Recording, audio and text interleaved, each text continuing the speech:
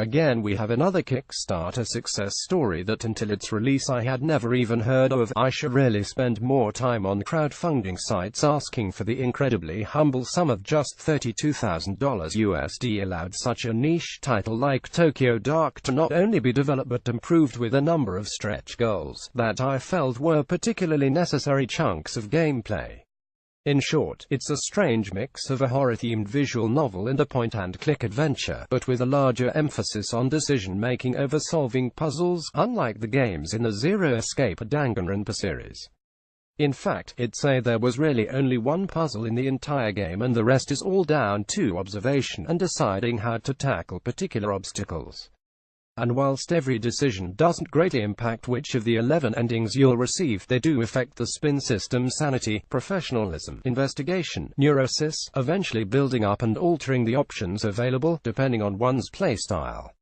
This makes for some difficult choices that piqued my curiosity right away.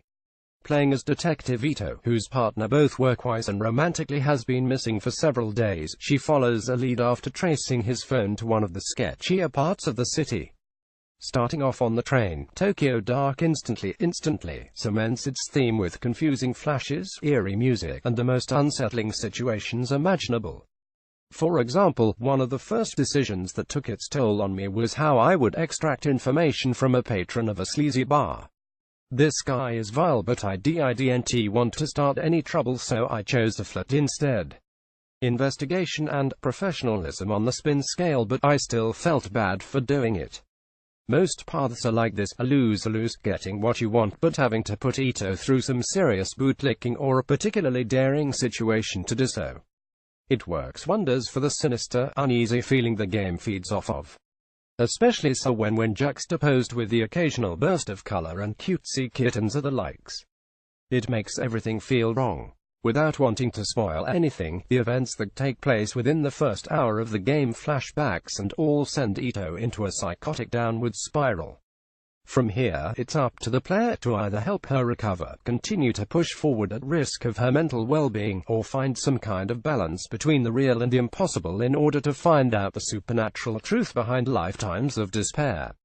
About halfway through the game one found myself having to change the way I approached people, as I originally went down the road of a sort of tough detective that doesn't always play by the book but gets all the information they need, which seriously damaged my professionalism.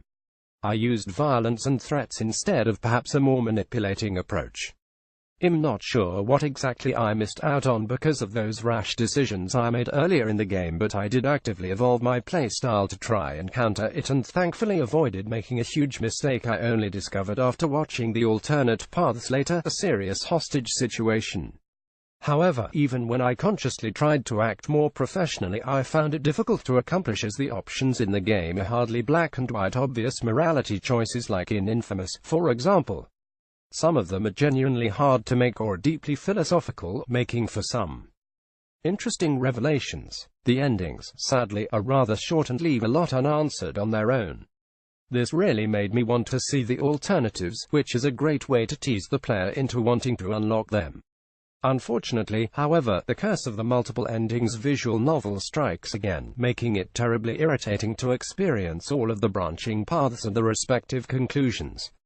Tokyo Dark, like most experiences of the genre, requires the player to play through the 56-hour game multiple times to see the other endings.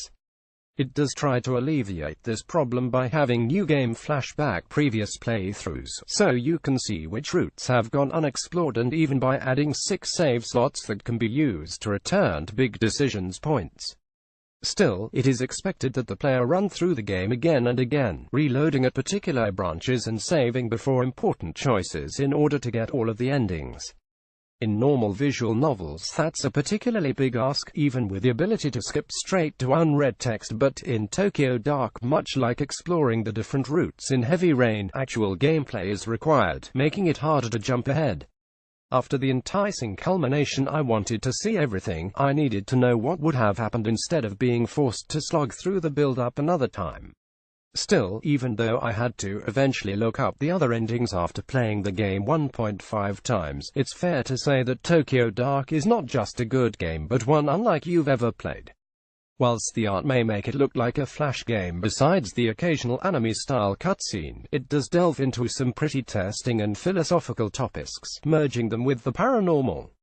The characters are interesting and deep, even those with little screen time seem to have complex personalities that can often inform the player of the reactions to certain decisions.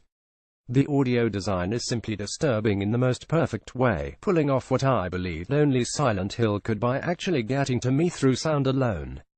And every time you do something the smart way, such as when I managed to get into the police evidence locker without anyone in the building knowing, or the forceful way like when I used my gun just to dislodge some bamboo, you're rewarded or punished with spin changes, making every tiny choice matter. All of these little pieces come together to form something completely new and intense. I hope to see a lot more like it in the future.